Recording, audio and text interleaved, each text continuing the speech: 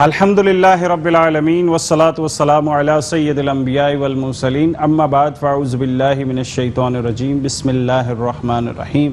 ناظرین، آج کا جو موضوع ہے وہ موضوع یہ ہے کہ ایمان اور کفر کے حوالے سے آج ہم بات کریں گے، اور ایمان کیا ہے، کفر کیا ہے، اور کون سی ایسی چیزیں ہیں جس کو بولنے سے کفر لازم ہو جاتا ہے اس پہ، اور کوئی ایسی کفریات کلمات ہیں، کچھ ایسی چیزیں ہیں۔ بسا اوقات لوگ ٹی وی دیکھ رہے ہوتے ہیں اور اس میں کفر و شرک دیکھ رہے ہوتے ہیں اور اس کو پسند کر رہے ہوتے ہیں، تو کفر ان پر آ جاتا ہے، وہ کافر ہو جاتے ہیں۔ ناظرین، تجدید ایمان کرنا پڑتا ہے ایک مسلمان کو، اور حدیث شریف میں جس کا مفہوم ہے کہ مسلمانوں پہ ایک ایسا وقت آئے گا کہ لوگ صبح کو مسلمان ہوں گے اور رات کو کافر ہو جائیں گے، اور شام کو کافر ہو جائیں گے اور صبح کو مسلمان ہو جائیں گے۔ ناظرین، اس وقت یہ معاملہ ہمیں دیکھا جا رہا ہے، اس وقت ایسا دیکھا جا رہا ہے۔ بسا اوقات یہ بھی دیکھا جا رہا ہے کچھ دینی حلقوں میں لوگ بغیر جانے کسی مسلمان کو بغیر تصدیق کے اس کو مشرک کو کافر کہہ دیتے ہیں، اور کفر بولنے والے کی طرف لوٹ جاتا ہے، کچھ اندازہ کسی کو نہیں ہوتا۔ اور بسا اوقات کوئی ایسے گانے سنتے ہیں جس میں کفریات کلمات ہوتے ہیں اور اس کو پسند کرتے ہیں اور کافر ہو جاتے ہیں۔ ناظرین، کافی ایسی چیزیں ہیں جس کے بارے میں آج میں نے علماء کرام کو مدعو کیا ہے تاکہ ہماری رہنمائی ہو سکے کہ کہاں کہاں ہم غلطیاں کر رہے ہیں۔ کچھ ایسی چیزیں آتی ہیں، دیکھیں اس وقت ہم فتنہ دجال کے سسٹم کے اندر داخل ہو چکے ہیں۔ جب کوئی انسان کو کوئی بیماری لگتی ہے تو اس کی علامات نظر آتی ہے، اور یہ علاماتیں اس وقت نظر آ رہی ہیں، اور اس وقت ہمیں معلوم بھی نہیں ہو رہا کہ ہم کون سے الفاظ بول رہے ہیں جو کفر ہو رہا ہے اور کون سے الفاظ بول رہے ہیں کہ ایمان میں داخل ہو رہا ہے۔ یہ کچھ بھی نہیں پتہ لگ رہا، کیونکہ علم کی کمی ہے، لوگوں میں بہت علم کی کمی ہے۔ علماء کرام سے معلومات نہیں کرتے، علماء کرام کے پاس بیٹھتے نہیں ہیں اور نہ ہی علم حاصل کرتے ہیں، ایسے جاہلوں سے علم حاصل کر رہے ہیں جو خود علم سے خالی ہیں۔ ناظرین، آج میرے ساتھ علماء کرام موجود ہیں، مولانا انجینئر محمد حسان الہی فریدی صاحب، السلام علیکم، اور ان کے ساتھ بیٹھے ہیں خلیل الرحمن چشتی صاحب اور مفتی صادق نقشبندی صاحب، السلام علیکم۔ اس وقت علامہ صاحب آپ کی طرف آؤں گا میں کہ اس وقت جو چیزیں دیکھی جا رہی ہیں لوگوں کو پتہ ہی نہیں لگ رہا، وہ ایسی باتیں کر رہے ہیں، کوئی کسی پہ کفر کے فتوے لگا رہا ہے، کوئی شرک کے فتوے لگا رہا ہے، اور کوئی ایسے گانے سن رہا ہے جس میں کفریات کلمات ہیں، اور کیا یہ معاملہ اب آ نہیں چکا کہ صبح کو مسلمان ہو رہے ہیں، رات کو جو ہے وہ کافر ہو گئے؟ کیا کہیں گے اس بارے میں؟ الحمدللہ رب العالمین والعاقبۃ للمتقین والصلاۃ والسلام علی سید الانبیاء والمرسلین وعلی آلہ وصحبہ اجمعین۔ شبیر بھائی، آپ نے بڑا اہم سوال اٹھایا اور بڑا اہم موضوع رکھا آج کے پروگرام کا۔ سب سے بنیادی بات تو یہ ہے، میں عوام کی طور پر کہہ رہا ہوں کہ ہماری عوام کو دین اسلام کی معلوماتیں نہیں ہیں۔ یہ دین کیا ہے، کن باتوں پر عمل کرنا ہے، ایمان کیا ہے، کفر کیا ہے، عوام لوگوں کو پتہ ہی نہیں ہے۔ پھر ساتھ ساتھ جو ہمارے ہاں محافل ہوتی ہیں، ان محافل میں کچھ مقررین اور کچھ نعت خواں حضرات ایسے کلمات استعمال کر جاتے ہیں کہ جن پر فوراً کفر کا فتویٰ لگتا ہے، اور ان کو معلوم بھی نہیں ہوتا۔ بہت اچھی بات ہے۔ یہ خاص طور پر صحابہ کرام، انبیاء کرام کے حوالے سے جو باتیں کی جاتی ہیں بہت سخت باتیں ہیں، عقیدہ بھی عجیب و غریب بنا دیا جاتا ہے۔ تو بنیادی غلطی تو ہمارے یہاں یہ ہے کہ ہم لوگ دین اسلام کو جانتے نہیں ہیں۔ سب سے پہلی بات ہے کہ ایمان کے حوالے سے بندہ یہ جان لے کہ آمنت باللہ و ملائکتہ و کتبہ و رسولہ والیوم الآخر والقدر خیرہ و شرہ من اللہ تعالی والبعث بعد الموت، کہ میں ایمان لائے اللہ پر، فرشتوں پر، اس کی تمام کتابوں پر، اس کے تمام انبیاء پر، اور اچھی بری تقدیر پر۔ تقدیر میں جو بھی ہے اچھا برا اللہ کی طرف مجھے منظور ہے، اللہ نے جو میری جو تقدیر لکھی گئی ہے وہ منظور ہے۔ اور جب بندہ وہ ہے نا، جیسے خواجہ نظام الدین اولیاء رحمۃ اللہ تعالیٰ نے مثال دی ہے کہ چھوٹا بچہ ہوتا ہے نا، اپنی ماں کے گود میں ہوتا ہے، چلنا پھرنا سیکھتا ہے، تو ماں اس کے لیے بڑی پریشان ہوتی ہے۔ وہ ذرا سے ادھر ادھر ہو جائے تو بچہ کہاں گیا، بچہ گر جائے فوراً اٹھاتی بسم اللہ بسم اللہ، کیا ہوگا چوٹ کہاں لگی ہے، بچہ گھر سے باہر بڑا بچہ چلا گیا. کچھ عمر تک ماں اس کی بہت پرواہ کرتی ہے، بہت فکر کرتی ہے. انسان کو ایمان لانے کے بعد اللہ کے ساتھ بھی ایسا ہی رشتہ رکھنا چاہیے کہ علم صاحب کچھ ایک چیز میں آپ سے پوچھوں گا کہ ایک شخص ٹی وی کے آگے بیٹھا ہے اور وہاں پر بت پرستی ہو رہی ہے، وہ اسے پسند کر رہا ہے، کیا کہیں گے اس شخص کے بارے میں؟ دیکھیں جو پسند کرتا ہے وہ تو سارا اسلام سے خارج، اسلام سے خارج ہو جائے گا.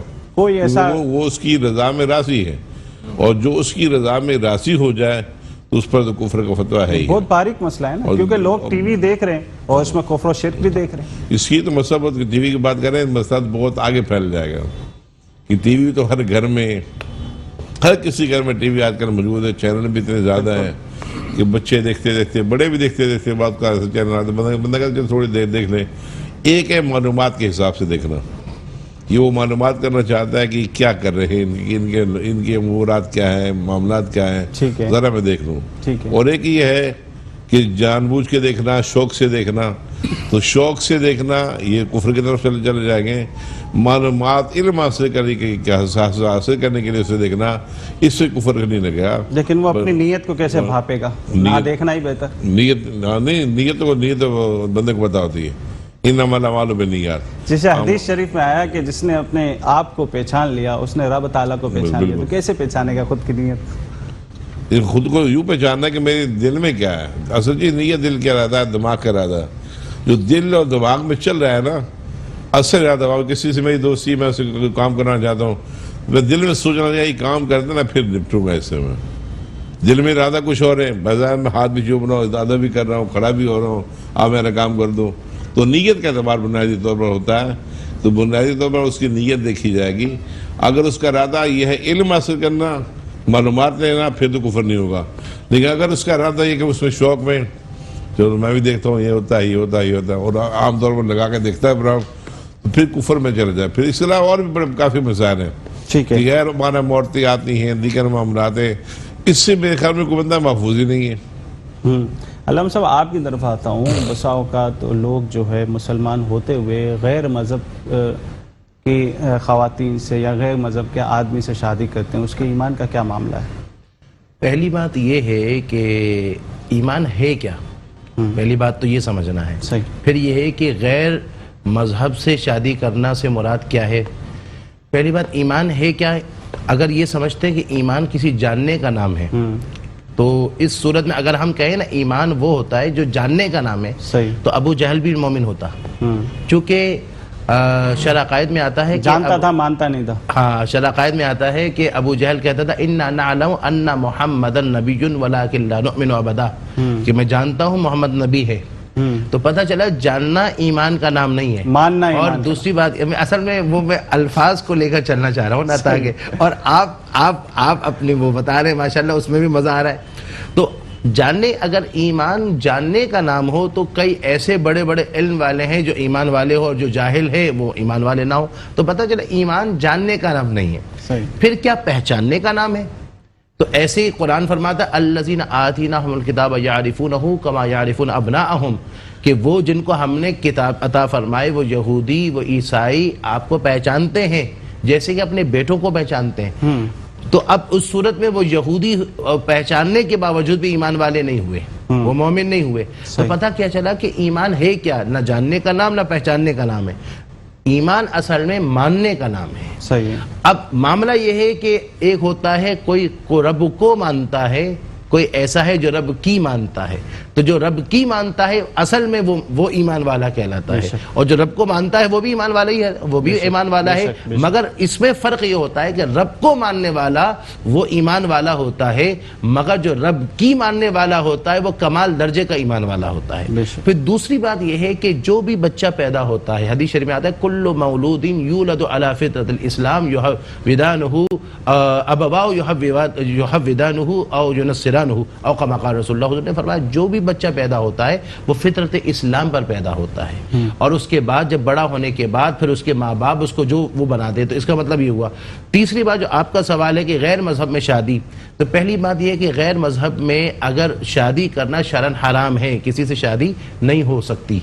اب یہاں پر ایک ہوا غیر مذہب سے مراد وہ افراد جنہوں نے جو ہے وہ اسلامی لباس پہنا ہوا ہے، اور اسلامی لباس پہن کر ایسے بھی لوگ ہیں جو اسلامی لبادہ اوڑھے ہوئے ہیں مگر ان کا نظریہ کفریہ ہے، اور جب کفریہ نظریہ رکھنے والے ہیں تو وہ زبان سے اقرار باللسان کرنے کے باوجود بھی وہ ایمان والے نہیں ہوں گے، کیونکہ قرآن کہتا ہے اذا جاءک المنافقون قالوا نشهد انک لرسول اللہ واللہ یعلم انک لرسول واللہ یشهد ان المنافقین لکاذبون، کہ محبوب جب منافق آپ کے پاس آتے ہیں اور وہ کہتے ہیں کہ اذا جاء قالوا نشهد، ہم گواہی دیتے ہیں کہ آپ اللہ کے رسول ہیں، مگر ان کی گواہی قابل قبول نہیں ہے۔ تو اب یہاں پر ایسے افراد، یہ بہت باریک مسئلہ میں عرض کر رہا ہوں آپ کے توسل سے عوام کو ایک بڑا ہوگا، وہ افراد جس کا نظریہ ایسا ہے جس میں کفر کا پہلو آتا ہے، جس میں نبی پاک کی گستاخی کا پہلو آتا ہے، حضور کے ناموس کی توہین کا پہلو آتا ہے، حضور کی شان میں ایسے جملے جس میں گمراہ کا لفظ معاذ اللہ استعمال کرے،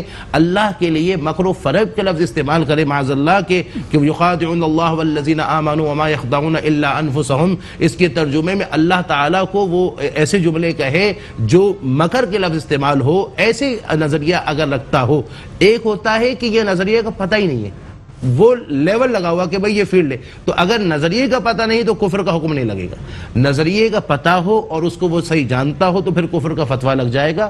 اس صورت میں ایسے لوگوں سے شادی کرنا شرعاً حرام ہوگی اور نہیں ہوگی شادی، حرام ہوگا۔ اگر اس نے شادی کر لی تو پھر اب یہ ہے کہ شادی حرام ہے، اب شادی کر لی ہے تو اس صورت میں حکم تو یہ ہوگا کہ یہ بات بھی بڑا اہم ہے، یہ سوال کا میں جواب آپ سے لیتا ہوں۔ ناظرین ایک بریک کی طرف جاتے ہیں، بریک کے بعد علامہ صاحب سے اہم موضوع پہ مسکراتی صبح میں خوش آمدید، میں آپ کا میزبان شبیر میمون۔ بات ہو رہی تھی کہ کوئی مسلمان ہوتے ہوئے کسی ایسے سے شادی کر لے، یعنی اگر کوئی مرد ہے اور کسی ایسی عورت سے شادی کر لیتا ہے جو کافر ہے یا مشرکہ ہے تو اس کے لیے کیا حکم ہے؟ علامہ صاحب سے یہ بات ہو رہی تھی، مزید اس سے تفصیل کی بات کریں۔ بڑا آپ نے ایک دلچسپ سوال کیا کہ دیکھیں یہاں پر ایک ہے مسلمان نے ایسے سے شادی کی جو اہل کتاب ہے، ایک وہ ہے جس نے شادی ایسے سے کی جو ہندو ہے۔ اہل کتاب میں کون؟ اہل کتاب سے مراد یہودی ہے، یعنی مسلمانوں نے، چونکہ آؤٹ آف کنٹری میں ایسے بھی لوگ ہیں جو عیسائی سے شادی کر رہے ہیں، ایسے بھی لوگ ہیں جو یہودی سے شادی کر رہے ہیں، ایسے جو ہندو سے شادی کر رہے ہیں۔ اب یہاں کتاب میں تو دو آتے ہیں نا بس، یہودی عیسائی، ہاں یہودی یا عیسائی، یا پھر یہ کہ ایسے لوگ ہیں کہ جنہوں نے شادی جو ہے وہ ہندو سے کی ہے۔ اب سوال یہ کہ اولاد جو ہوگی وہ کون ہوگی، وہ اولاد کو کون سا، جیسے کہ شادی تو کر لی، اب کسی نے ہندو سے شادی کر لی، آپ اگر دیکھیں تو ایسے بھی لوگ ہیں جو مسلمان نے ہندو سے شادی کی، نہیں یہاں تو نکاح ہی مکمل نہ ہوا نا، مگر یہ ہے کہ اب اولاد کا قصور کیا ہے، جہاں اب یہ اولاد ہو گئی، اب جو اولاد ہو گئی تو اب اس اولاد کے لیے حکم شرعاً جو ہے وہ ان کو کیا کہا جائے گا یہاں پر، چونکہ اگر باپ کافرہ اور مشرکہ اور ایسا نکاح نہیں ہوگا۔ نہیں، ایک بات یہ ہے کہ اگر شادی کر لی اولاد ہو گئی تو یہاں فقہا فرماتے ہیں کہ اب وہ اولاد ہو گئے تو اب اس اولاد کا اس نظریہ کون سا ہوگا۔ اگر یہاں جو نظریہ ہوگا تو یہاں فقہا فرماتے ہیں کہ وہ بچہ اگر جو نہیں، بڑی گہری بات میں عرض کر رہا ہوں کہ وہ اگر شادی جو ہوئی تو اس نے جو مذہب کو لیا اس میں جو فوقیت والا مذہب ہوگا اس اولاد اس کے تابع ہوگی۔ مثال کے طور پر ایک نے شادی کی ہے، وہ یہودی نے شادی کی ہندو سے۔ میں اس میں اسٹارٹنگ میں آپ سے بات، علامہ صاحب سے بات کروں کہ اگر اس نے شادی کر لی اور وہ مشرکہ یا کافر، ٹھیک ہے، اس کا شادی کرنا کیسا، نکاح تو ہوا نہیں اسلامی طور سے، تو کیا کہیں گے؟ ہمارے مذہب میں، دین اسلام میں اہل کتاب سے شادی کرنے کو جائز کہا گیا، ٹھیک ہے، لیکن وہ بھی اس بات کو مد نظر رکھتے ہوئے کوئی شرک تو نہیں کرتے۔ شرک سب سے بڑا گناہ ہے بے شک، اور سب سے بڑا کفر ہے۔ اگر وہ شرک کرتے ہیں پھر اس سے نکاح نہیں ہو سکتا، اور کافر اور مشرک اور سے مسلمان کا نکاح ہو ہی نہیں سکتا، وہ کرے گا تو خود کافر ہو جائے گا۔ ہاں یہ اصل میں یہاں دیکھیں، یہاں میں جو بات عرض کرنا چاہ رہا ہوں وہ بڑی اہم بات ہے۔ پہلی بات یہ ہے کہ ایک ہوتا ہے کہ کرنا کیسا ہے، ہاں۔ تو بھائی ایک جیسے حضرت نے فرمایا کہ بھائی اہل کتاب اگر وہ اہل کتاب صحیح ہے اور وہ ایسا ہے جو اہل کتاب ہوگا تو ہم مسلمان ہیں، تو ہم موسیٰ علیہ السلام کو بھی مانتے ہیں، حضرت عیسیٰ کو مانتے ہیں، اس طرح وہ بھی مسلمان کو لیکن مانے اہل کتاب گا۔ کی تو اہل کتاب سے اگر کرنا چاہے تو ہو جائے گا۔ اور اہل کتاب سے وہ مراد ہیں جو حضرت عیسیٰ علیہ السلام کو اللہ کا نبی مانتے ہیں، جی ہاں، اور جو اس کے خلاف کرتے ہیں اللہ کا بیٹا مانتے ہیں، تو اس سے ہمارا نکاح کیسے ہو سکتا ہے؟ صحیح ہے۔ ہمارا تو وہ عقیدے نکاح میں اختلاف کی غیر بنیاد پر اسلام بات سے ہو۔ نکاح کرنا، آپ یہ کہتے ہیں کہ اس پہ قائم رہنا یہ کفر ہے۔ بالکل ناظرین، ایک بریک کی طرف جاتے ہیں اور بریک کے بعد پھر مزید سوالات کریں گے ایمان و کفر کے حوالے سے۔ مسکراتی صبح میں خوش آمدید، میں آپ کا میزبان شبیر میمن۔ بات ہو رہی تھی نکاح کے حوالے سے، ہم ایک ایک چیز پر جائیں گے کہ کہاں کہاں مسلمان غلطیاں کر رہے ہیں، کہاں کہاں ان کو معلومات نہیں ہیں اور ان سے کفر ہو رہا ہے اور ان کو پتہ بھی نہیں لگ رہا۔ میں علامہ صاحب کی طرف آتا ہوں، اللہ محمد حسان الہی فریدی صاحب کے پاس، کہ اس وقت کوئی شخص گانا سن رہا ہو اور اس گانے کے اندر ایسے الفاظ ہوں جو کفر ہو رہے ہوں، جس کا سننا کفر، جس کا بولنا کفر، اور وہ دلچسپی سے سنیں، کیا حکم ہے اس مسلمان کے لیے؟ بسم اللہ الرحمن الرحیم، الصلاۃ والسلام علیکہ یا رسول اللہ۔ دیکھیے، جس آدمی نے کوئی ایسا گانا سنا، یہ معاشرے میں آج کل عام ہے، اور اگر ہم دیکھتے ہیں تو ہر کچھ دن بعد، کیونکہ ہم معاشرے میں رہتے ہیں تو ایسی باتیں پتہ چلتی ہیں کہ اس طرح کے گانے جو ہیں وہ آتے ہیں جن کے بارے میں جو ہے وہ دارالفتہ میں سوالات بھی آتے ہیں کہ ایسے گانے جن کے اندر ایسے کفری الفاظ ہوتے ہیں کہ جن کو گنگنانے سے اور خوشی خوشی سننے سے بندے کو پتہ ہی نہیں ہوتا اور اس سے کفر سرزد ہو جاتا ہے، اور کفر سرزد ہو گیا تو ساری زندگی کی عبادتیں، ساری زندگی کی نمازیں، ساری زندگی کے روزے سب ضائع ہو جاتے ہیں۔ اور یہی وجہ ہے کہ اسی لیے کہا گیا کہ ایسی چیزوں سے بچنا چاہیے کہ جس سے آپ کا ایمان خطرے میں آ جائے۔ اب وہ کچھ لوگ کہہ دیتے ہیں کہ جی یہ جو ہے گانا کیوں منع کیا گیا ہے، اس کے اندر کون سا گانے کے اندر سے جو ہے وہ نقصان پیدا ہو رہا ہے۔ تو جو گانے کے نقصانات ہیں، جس چیز سے شریعت نے بچنے کو کہا کہ یہ گانے اور یہ اس طرح کی چیزیں نہ سنو، تو شریعت نے جہاں جہاں انسان کو منع کیا ہے یہ کام نہ کرو تو اس کا ضرور کوئی نہ کوئی نقصان ہے۔ تو اس طرح کی چیزیں، ان کی وجہ سے کتنے لوگ ایسے ہیں جو ان کی زبان سے کفر سرزد ہو جاتا ہے اور انہیں پتہ ہی نہیں ہوتا۔ کوئی شخص جو ہے کسی کو کوئی بات کرے اور وہ اس کو گا کے کہے اور نہ ہو اس میں کفر ہو نہ کوئی گناہ گاری ہو، تو اس گانے کو کیا کہیں گے؟ اب جیسے اگر کسی نے کسی کو گا کر کہا تو یہ بھی ٹھیک نہیں ہے، اس کو پسند نہیں ہے، لیکن یہ کفر نہیں ہوگا، اس کو کفر نہیں کہیں گے۔ لفظ میں آئے گا، ہاں فضول میں آئے گا، لفظ میں آئے گا، فضول میں آئے گا، گناہ میں نہیں آئے گا، لیکن یہ کفر میں نہیں آئے گا، گمراہی میں۔ اس کی وجہ یہ ہے کہ کفر یہ چیز ہے کہ ضروریات دین کا انکار کرنا، جو ضروریات دین ہے اس کا انکار کرنا انسان کو کافر بنا دیتا ہے۔ بہت ساری چیزیں جس طرح جو ہے مسلمانوں کے لیے 3 کھیل جو ہے وہ جائز کر دیے گئے اور باقی سب حرام کر دیے گئے، تو وہ 3 کھیل کون سے ہیں؟ اور باقی لفظ میں تو بہت ساری چیزیں آتی ہیں۔ جی ہاں، مقصد یہ ہے کہ دیکھیں نا، اب کچھ چیزیں ایسی ہیں جو انسان کے لیے جائز کی گئی ہیں۔ اب جیسے شریعت نے کسی چیز کو انسان پر فرض کیا کہ تم پر یہ فرض ہے، اب انسان وہ کام نہیں کرتا اور کہتا ہے کہ میں گناہ گار ہوں، میرے سے یہ کام نہیں ہوا، وہ مانتا ہے یہ فرض ہے لیکن وہ اپنی سستی کی وجہ سے نہیں کرتا تو گناہ گار ہوگا۔ لیکن اب کوئی آدمی اس چیز کا ہی انکار کرے، مثال کے طور پہ نماز انسان پر فرض کی گئی، اب اس نے نماز کا انکار کیا تو کافر ہو جائے گا کہ نماز تو ضروری نہیں ہے، پڑھو یا نہ پڑھو، تو اس نے انکار کیا فرضیت کا تو وہ کافر ہو جائے گا۔ البتہ یہ ہے کہ ایک مسلمان وہ ہے جو نماز نہیں پڑھتا اور یہ مانتا ہے کہ میں گناہ کرتا ہوں، مجھ سے غلطی ہوتی ہے، اللہ اس سے ناراض ہوتا ہے، اللہ تعالیٰ مجھے معاف فرمائے، میں سستی یہ گناہ گار ہوگا۔ لیکن ایک آدمی نے نماز کی فرضیت کا ہی انکار کیا تو وہ کافر ہو جائے گا۔ علامہ صاحب نے بڑی اچھی بات کی کہ اس وقت جو ہے کوئی ایسی چیز جسے کوئی چیز ہم پہ حرام کر دی گئی اور اس کو ہم جو ہے وہ حلال سمجھ رہے ہیں، تو اس سمجھنے والے کے لیے حکم کیا ہوگا؟ دیکھیں، حرام کو تو بندہ حلال نہیں سمجھ سکتا، کوئی سمجھے شرعی طور پر قرآن و حدیث سے جس چیز کو حرام کر دیا وہ حرام ہی رہے گی۔ ٹھیک ہے، اور ظاہر ایسا کرنے والا گناہ گار ہوگا۔ اگر اس پہ مانتا بھی ہے کہ یہ حرام ہے لیکن میں غلطی کر رہا ہوں تو پھر تو وہ یعنی گناہ گار ہوگا۔ لیکن اگر وہ یقین کرتا ہے کہ نہیں کوئی حرج نہیں، میں پی لیتا ہوں، اسلام نے حرام کر دیا تو کیا ہو گیا، ایسے کر دیا ہوگا، میں پیتا ہوں، تو وہ پھر کافر ہو جائے گا۔ کافر ہو جائے گا۔ یعنی بہت ساری ایسی چیزیں ہیں کہ جس کو ہم جو ہے حلال کو حلال نہیں سمجھ رہے، حرام کو حرام نہیں سمجھ رہے، اور اس اور کو جن باتوں کو بندہ جان بوجھ کے کرتا ہے اسے پتہ بھی ہے کہ اسلام نے اسے حرام کر دیا ہے، یا کوئی اسے بتاتا ہے کہ یہ حرام ہے، پھر بھی وہ کرتا ہے، جان بوجھ کے کرتا ہے، کوئی حرج نہیں، میں دیکھ لوں گا قبر میں کیا ہوتا ہے، ایسے بھی لوگ جملے بولتے ہیں نا کہ ہم دیکھی جائے گی جب قبر میں جائیں گے. اتنا ہلکا اسلام کے احکام کو نہیں سمجھنا چاہیے. صحیح جو اسلام کے احکام کو ہلکا سمجھتا ہے وہ کافر ہو جاتا ہے. ہاں ویسے کرتا ہے گنہگار ہے، گنہگار کہلائے گا، مانتا بھی ہے، یقین بھی کرتا ہے یا گنہگار ہوں، غلطی ہو جاتی ہے، یہ ہے وہ سستی ہو جاتی ہے، میں کوشش کروں گا، پڑھوں گا انشاءاللہ آئندہ، تو وہ اس کے لیے وہ گنہگار ہے، اسے توبہ کرنی چاہیے گناہوں سے، اور گناہوں سے توبہ کر کے اسے اپنے آپ کو اللہ تعالیٰ کی طرف لے جانا چاہیے. جیسے میں پہلے وہ مثال دے رہا تھا نا، آپ نے درمیان میں جو روک دیا بچے والی، جی تو وہی بچہ جب بڑا ہوتا ہے نا تو ماں کو فکر نہیں ہوتی. تو خواجہ نظام الدین کہتے ہیں کہ ایمان کی علامت یہ ہے کہ انسان اللہ کا ہو جائے اور اپنا تمام ارادہ، اختیار، مرضی، خواہش سب اللہ کے حوالے کر دے.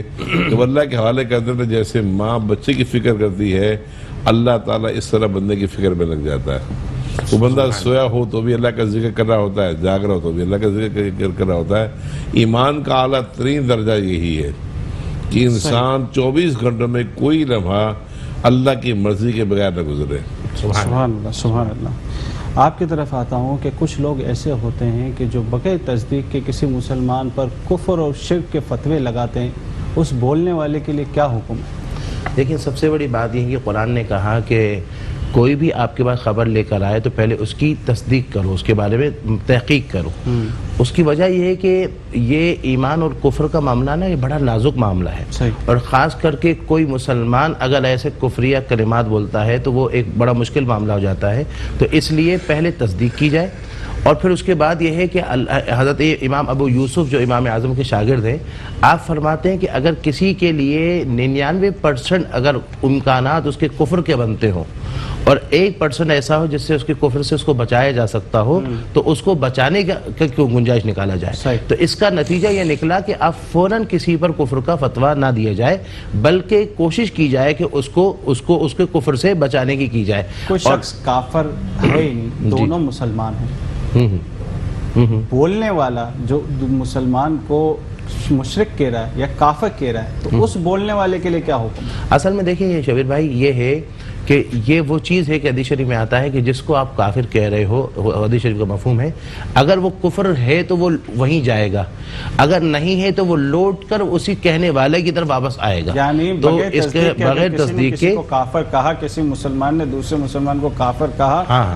تو بولنے والے کی طرف کفر لوٹ جائے گا، لوٹ کر آئے گا، وہ خود کافر ہو جائے گا. تو اس لیے کوشش یہ کی جائے. اور پھر یہاں پر یہ ہے کہ آج کے دور میں ہر چھوٹی چھوٹی باتوں پر فتوے لگانا شروع کر دیتے ہیں. تو یہ کام عوام کا نہیں ہے، ہاں یہ کام عوام کا نہیں ہے، یہ کام اہل علم کا ہے. اور اہل علم میں جو مفتی ہوگا ان کے بعد، جب ایک مثال دیتا ہوں کہ ایک دفعہ ایک شخص نے مجھے فون کیا اور کہا کہ مجھے یہ بتائیں کہ میں نے اپنے گرل فرینڈ کو میں نے فون کر کے بولا، یعنی آج کل یہ سلسلہ ہے تو حقیقت تو بتانا ضروری ہے نا. اس نے کہا کہ میں نے اس سے کہا کہ میں تم سے محبت نہیں، میں تیری عبادت کرتا ہوں. اب یہ جملہ کہا تو اب اس طرح کی باتیں گانوں کے اندر بھی سنی جاتی ہیں. جی ہاں. اب میں اس مسئلے کے لیے یہ فون آیا تو میں اس وقت بیٹھا تھا دارالعلوم امجدیہ میں ہمارے استاد صاحب مفتی اسماعیل جائی صاحب کے پاس. تو میں وہاں بیٹھا ہوتا تو میں نے ایسے ہی ایک بندہ تھا، وہ تھوڑا علم رکھتے، تو میں نے ان سے کہا. اس نے کہا وہ تو ایمان سے چلا گیا کہ اس نے جب یہ جملہ کہا کہ بھائی میں تیری سے محبت نہیں، میں تیری عبادت کرتا ہوں، تو اسلام سے چلا گیا. میں نے کہا استاد صاحب سے پوچھتا ہوں، اسماعیل جائی صاحب شیخ الحدیث علم، میں نے ان سے کہا، انہوں نے کہا اس کو چاہیے کہ وہ معافی مانگے اللہ تعالیٰ سے، اور مگر کافر نہیں ہوگا. تو میں نے کہا استاد جی عبادت تو اللہ کی جاتی ہے، اللہ کے علاوہ کسی اور کی نہیں کی جا سکتی. تو اس صورت میں اگر یہ جملہ کا تو کفر ہونا چاہیے. آپ کیا فرماتے ہیں؟ فرمایا کہ عبادت کا ذو معنی ہے، دو معنی ہیں. جب اس کی نسبت رب کی طرف ہو تو بندگی ہوگی، اور جب کسی اور کی طرف ہوگی تو اس کی جو ہے نا غلامی ہوگی. تو جب ایسے الفاظ آئے جس کے دو معنی ہو، ایک معنی اور ایسے جب معنی آئے تو اس میں تعویل کی جا سکتی ہے، تو اس وقت فوراً حکم نہیں لگایا جائے گا. تو اس لیے فوراً کسی پر ہمیں حکم نہیں لگانا چاہیے. وہی اللہ علامہ صاحب کی بات ہے کہ اس کی نیت کیا تھی. ہاں، اور سب سے اچھی بات یہ ہے کہ بندہ ایک تو بزرگوں نے فرمایا کہ رات کو سونے سے پہلے دعا اکاشا پڑھ لیا کرے، اور دعا اکاشا کی وہ ہے کہ جس کے الفاظ یہ ہے کہ اگر جس کے اچھی دعا ہے کہ اگر مجھ سے کوئی غلطی ہو گئی ہے، کوئی کفر یا کلمات صادر ہو گئے، کوئی وہ ہو گیا ہو، تو اللہ میں تیرے بارگاہ میں توبہ کرتا ہوں، معافی مانگتا ہوں، استغفار کرتا ہوں، تو یہ دعا اکاشا پڑھ لے. یا تو یہ ہے کہ بندہ تجدید ایمان کر لیا کرے، احتیاطاً بھی کر لیا کرے. ضروری نہیں ہے کہ کوئی کفر ہو تو کر لیا کرے کہ اللہ کوئی غلطی ہو گئی ہو، کوئی کفر جملہ نکل گیا ہو تو میں معافی مانگتا ہوں اور میں کلمہ پڑھتا ہوں. یہ تو پھر بات وہی ہوئی جو حدیث شریف میں ہے کہ صبح کو مسلمان ہوں گے، بالکل شام کو کافر ہوں گے، شام کو ارے مسلمان اب تو شام کے لمحے میں نہیں پتا ہوتا کہ بندہ کیا سے کیا ہو جائے. بلکہ ہمارے تو ہم حالات زندگی میں علامہ آتا صاحب ہے. ہم کیا سمجھے کہ ہم اس وقت اس فتنے کے اندر آ چکی ہے عوام کافی. حضور نے فرمایا کہ ایک وقت قیامت کے اس میں ہے کہ ایک وقت وہ آئے گا اپنے ایمان کو رکھنا اتنا مشکل ہو جائے گا جس طرح کہ اپنے ہاتھ کی ہتھیلی پہ انگارہ رکھنا، کہ اسی طرح اپنے ایمان کو بچانا اتنا مشکل ہو جائے گا. آج زبان سے کچھ بولو تو مسئلہ، آنکھوں سے وہ ہو جائے تو مسئلہ. اس لیے بندے کو چاہیے کہ اپنے آپ کو وہ کوشش میں رکھے کہ خاموش رہیں. اور دوسرا قرآن فرماتا ہے وَنَضَعُ الْمَوَازِينَ الْقِسْطَ، کہ ہم انصاف کے ساتھ تولیں گے. اب کیا تولیں گے؟ یہاں پر محدثین فرماتے ہیں دو چیزیں قیامت میں تولی جائے گی. اس میں ایک اعمال ہوگا جو سب کو پتہ ہے، اور دوسرے اقوال ہوں گے جو تولا جائے گا. تو اس لیے زبان کو بھی خیال سے احتیاط سے استعمال کریں، کیونکہ حضور نے فرمایا کہ من کان یؤمن باللہ والیوم الاخر، کہ جو اللہ اور آخرت پر ایمان رکھتا ہے اس کو چاہیے کہ بولے تو اچھا بولے، اور لیس کو دیا تو خاموش رہے. خاموش ہے. علامہ صاحب آپ کی طرف آؤں گا. بسا اوقات ہم دیکھتے ہیں اسٹیج ڈراموں کے اندر یا کامیڈی کی کوئی بات ہو رہی ہوتی ہے کسی ڈرامے کے اندر، تو اس میں معاذ اللہ بڑے مذاق کیے جاتے ہیں، اور بسا اوقات اس طرح بھی بولتے ہیں کہ تو دوزخ میں جائے گا، تو جنت میں جائے گا. اور مسکراتی صبح میں خوش آمدید. میں آپ کا میزبان شبیر میمن. بات ہو رہی تھی ایک حدیث کے حوالے سے، اور علامہ صاحب نے بڑی اچھی حدیث سنائی کہ ایک وقت، ایک زمانہ آئے گا کہ بیٹھا ہوا شخص کھڑے ہوئے شخص سے بہتر ہوگا، کھڑا ہوا شخص جو ہے وہ چلنے والے سے بہتر ہوگا، اور چلنے والا جو ہے وہ دوڑنے والے سے بہتر ہوگا، اور دوڑنے والا جا کے فتنے میں پھنس جائے گا. اور یہ حدیث کے بارے میں مجھے ایک چیز یاد آتی ہے، دجال کے بارے میں آتا ہے کہ دجال جب آئے گا تو مدینے کے قریب وہ اپنا پڑاؤ کرے گا، اور مدینے کے درمیان مدینے کا پہرا جو ہے وہ فرشتے لے رہے ہوں گے اور اسے اندر داخل نہیں ہونے دیں گے. اور جب وہ آئے گا تو اس جگہ پر جو منافق و کفار ہوں گے وہ نکل کر اس کے فتنے میں داخل ہو جائیں گے. جو آپ نے جو بات کہی کہ بیٹھا ہوا شخص کھڑے ہونے والے سے بہتر ہے اور کھڑے ہونے والا چلنے سے بہتر ہے، کیا یہ بات اس پہ لاگو نہیں ہوتی؟ بالکل ہوتی. جو ظاہر اہل ایمان ہے وہ تو بیٹھ جائیں گے نا چپ کر کے.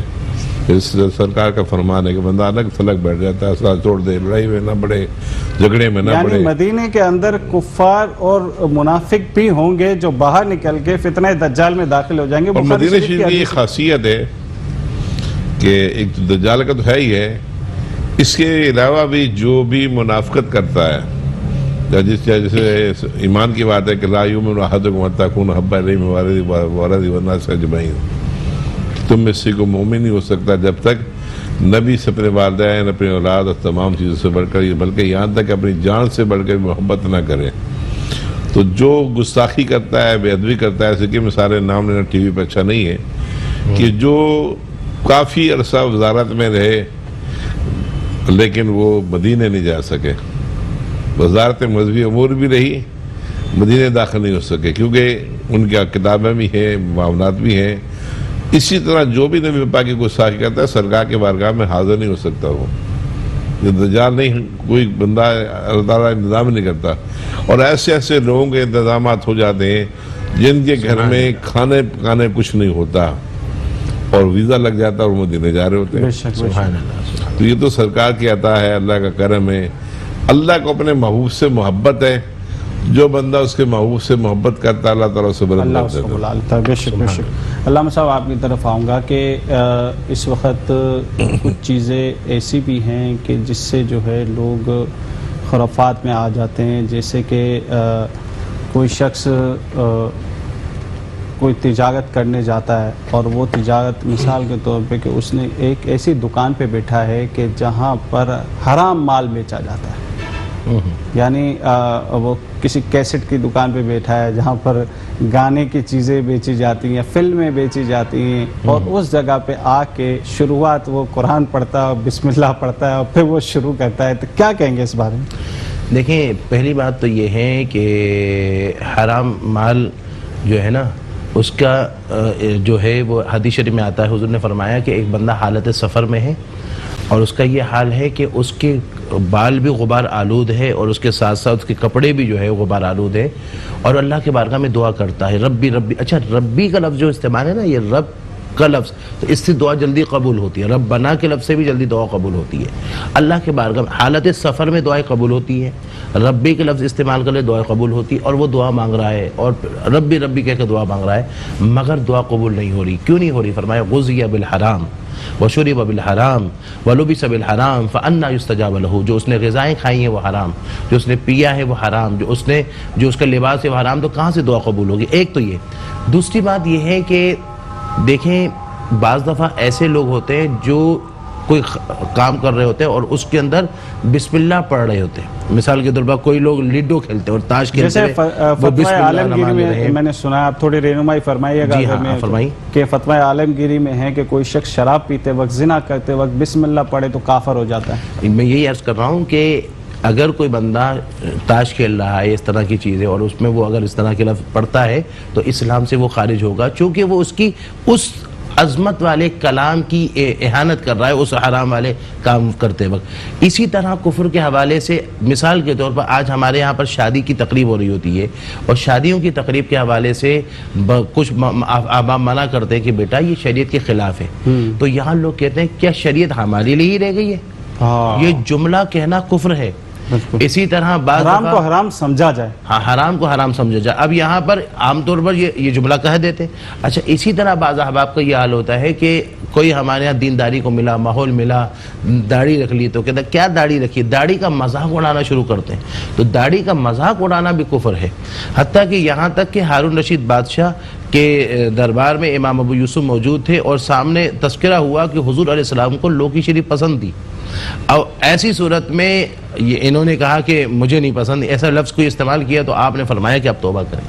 تو اس لیے جو حضور کو پسند ہو یا شریعت کی کوئی بات ہو، وہاں پر ممانعت یا اس کے انکار نہ کیے جائے، بلکہ وہاں پر یا تو خاموش رہے جیسے حضرت نے فرمایا، یا پھر یہ کہ اس کی تعریفی کلمات بولا جائے. اور سب سے اچھا یہ کہ جیسے حضرت نے ایک بات فرمائی، ایک بزرگ فرماتے ہیں کہ اگر بندہ چاہتا ہے کہ خاتمہ ایمان پر ہو تو ہر نماز کے بعد سورہ آل عمران کی اس آیت مقدسہ کو پڑھا کرے، ربنا لا تزغ قلوبنا بعد اذ ہدیتنا، کہ اللہ ہمارے دلوں کو جب تو نے ہدایت دی تو اب ہمارے دلوں کو نہ پھیر. یہ دعا پڑھے تو اس میں ربنا کا لفظ آیا. اس کی برکت سے جب بندہ اس عالم فانی سے عالم جاودانی کی طرف جا رہا ہوگا تو اللہ اس کے دل کو نہیں پھیرے گا، ایمان کے ساتھ، استقامت کے ساتھ. سبحان اللہ، سبحان اللہ. علامہ صاحب آپ کی طرف آؤں گا کہ بسا اوقات لوگ باہر جاتے ہیں، باہر گھومتے ہیں، بازاروں میں عورت پہ نظر پڑتی ہے اور گناہ گاری ہو رہی ہوتی ہے. اس حوالے سے آج کل ایسا ایک معاملہ آ گیا ہے کہ معاذ اللہ وہ نامحرم عورت کو دیکھتے ہیں اور سبحان اللہ و ماشاء اللہ معاذ اللہ ایسی باتیں کرتے ہیں. اس طرح حرام کام کرتے ہوئے اللہ کا نام لینا، کیا کہیں گے اس بارے میں؟ بسم اللہ الرحمن الرحیم. الصلاۃ والسلام علیکہ یا رسول اللہ وعلی آلہ و اصحابہ یا نور اللہ. دیکھیے، اگر کسی نے حرام کام سے پہلے جیسے حضرت نے فرمایا بسم اللہ پڑھی، اور یا پھر کسی نے حرام کام جانتے ہوئے، حرام سمجھتے ہوئے اللہ کا ذکر کیا اس کے اوپر اور شریعت کو ہلکا جانا، تو پھر اس کو وہی حکم لے گا جس کا حضرت نے ذکر کیا، جو کفر کا حکم لے گا. کیونکہ اس نے شریعت کو جو ہے وہ ہلکا جانا، اور اس نے جو ہے وہ شریعت کی ایک طریقے سے بے ادبی کی ہے، اللہ کے ذکر کی جو ہے وہ. تو ایسی چیزوں سے ہاں البتہ یہ ہے کسی مطلب ایسی کوئی بچی کو کوئی دیکھتا ہے کہ بہت چھوٹی بچی ہے، نابالغ ہے، خوبصورت ہے، اور اس بچی کو دیکھ کر اس نے ماشاءاللہ کہا، خوبصورت بچی ہے، چھوٹا، اس نے یہ کہ یہ اللہ رب، یہ ایک اور زاویہ ہے. لیکن ایک نامحرم کو دیکھ کر شریعت کو ہلکے جانتے ہوئے اس نے جو ہے وہ اس طرح کی بات کی جس میں اس نے شریعت کی بے ادبی کا پہلو نکالا، تو یہ ایک دوسرا نظریہ ہے. تو اس کو جو ہے وہ جائز نہیں کہا جائے گا. البتہ کیا حکم ہے اس شخص کے لیے؟ اس شخص کے لیے حکم یہی آئے گا کہ کفر کا نہیں لگے گا اس پر حکم، کفر کا نہیں لگے گا، گناہ گاری کا ہے. گناہ گاری، گناہ تو ہے نا، نامحرم کو دیکھا تو اس نے گناہ تو کیا. اس نے شریعت کو ہلکا جانا. پھر اس کو دیکھیں، دیکھتے ہوئے ماشاء اللہ سبحان اللہ کا الفاظ کہتے ہیں. اس الفاظ دیکھیے کا مسلمان انما الاعمال بالنیات جیسا حضرت نے کہا نا، ہاں۔ اور مسلمان کی نیت سے اچھا گمان کرنا یہ بھی ضروری ہے۔ دیکھیں وہ گناہ کر رہا ہے، نامحرم لڑکی کو دیکھ کر گناہ کر رہا ہے، اس کو گناہ گار ہو رہا ہے، لیکن اگر وہ سبحان اللہ اللہ کی قدرت کی وجہ سے کہتا ہے کہ رب تعالیٰ نے اس کو پیدا کیا ہے، ہم اس سے اچھا اس نے ظن رکھیں گے، لیکن نہ جیسا کہ کہنا فرمایا چاہیے ایسا، لیکن کہنا چاہیے، بچنا چاہیے۔ علامہ خلیل الرحمان صاحب آپ کا بہت بہت شکریہ اس پروگرام میں آنے کا، اور علامہ صادق نقشبندی صاحب آپ کا بہت بہت شکریہ، اور الحمدللہ ایسے ہم ٹاپک لائیں گے، اور یہ عوامی ٹاپک ہیں، اور اس وقت میں نے آپ سے کہا کہ اس وقت ناظرین اس وقت معاملہ ایسا ہے کہ دجال کے آنے سے پہلے جو فتنے آ رہے ہیں، اس فتنوں پہ آگاہ کرنا بہت ضروری ہے، کیونکہ جس وقت دجال آئے گا اس سے پہلے ہی علماء کرام فقہ کرام بھول چکے ہوں گے، اور اس کا تذکرہ ہو رہا نہیں ہوگا، اس وقت وہ آئے گا، تو اس سے پہلے ہم تذکرہ کر کے اپنے جو ڈیوٹی ہے، اپنی جو خدمات ہے وہ پیش کر سکیں۔ ایک بریک کی طرف جاتے ہیں، بریک کے بعد پھر مزید گفتگو کریں گے۔